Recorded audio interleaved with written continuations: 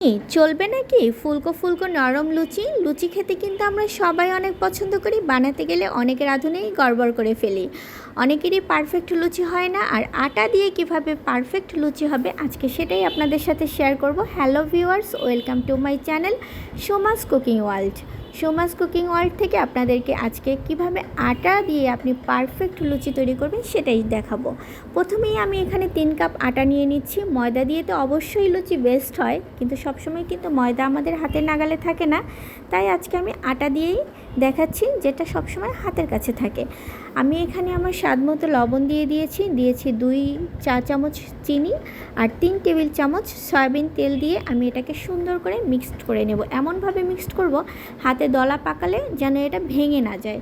দেন আমি এখানে গরম পানি অ্যাড করব। এটার কোনো পরিমাপ আমি বললাম না, এটা যে যখন মাখানো হবে, যেই এটাকে মাখবেন তখন কিন্তু নিজেরাই একটা আন্দাজ পাবেন যে কতটুকু পানি এখানে অ্যাড করলে এই পারফেক্ট একটা ডো তৈরি হবে। তবে পানিটা কিন্তু কখনোই একসাথে অ্যাড করা যাবে না। আমি কিন্তু 3-4 বার একটু একটু করে দিয়ে পানিটা অ্যাড করেছি এবং পারফেক্ট একটা ডো তৈরি করেছি। কতটা সফট একটা ডো তৈরি হয়েছে দেখুন।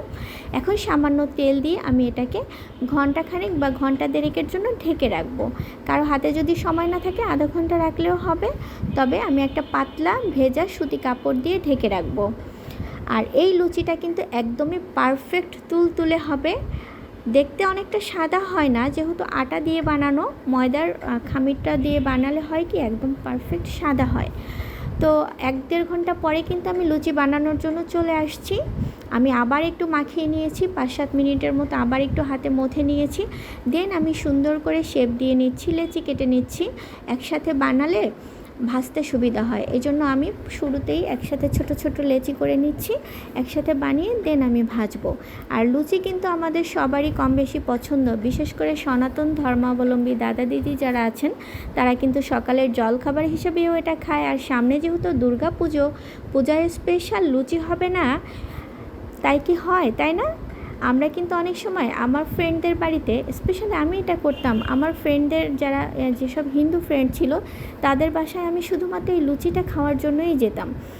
তারপরে তো যখন বড় হলাম শিখে নিলাম কিভাবে লুচি তৈরি করতে হয়, আর এখন তো আমি পারফেক্ট লুচি নিজেই বানাতে পারি। আর এখানে আমি যেটা দেখাচ্ছি ভাজার সময় একটা একটা করে অবশ্যই লুচি ভাজবেন। এই যে 3টা লুচি আমি একসাথে দিয়েছি, এটা জাস্ট এক্সাম্পল দেওয়ার জন্য, কখনোই একসাথে 3টা বা 2টা লুচি দেওয়া যাবে না।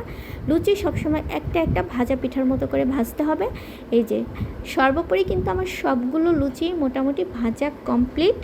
আর লুচিগুলো কিন্তু ভাজার জন্য বেশি সময় নেওয়া যাবে না, সর্বোচ্চ 30 সেকেন্ড সময়ের মধ্যে এক একটা লুচি ভেজে নিতে হবে। আর আমি যেহেতু একটু লাল লাল ব্রাউন ব্রাউন কালার পছন্দ করি, তাই আমার লুচিগুলো একটু লাল হয়েছে। কেউ চাইলে আর একটু কম ভাজতে পারেন। আমি কিন্তু এটা আলুর দমের সাথে সার্ভ করেছিলাম, আপনারা চাইলে বিফ, মাটন, চিকেন, ডাল মাখানি যে কোনো কিছুর সাথে সার্ভ করতে পারেন। ভিডিওটি ভালো লাগলে চ্যানেলটার সাথে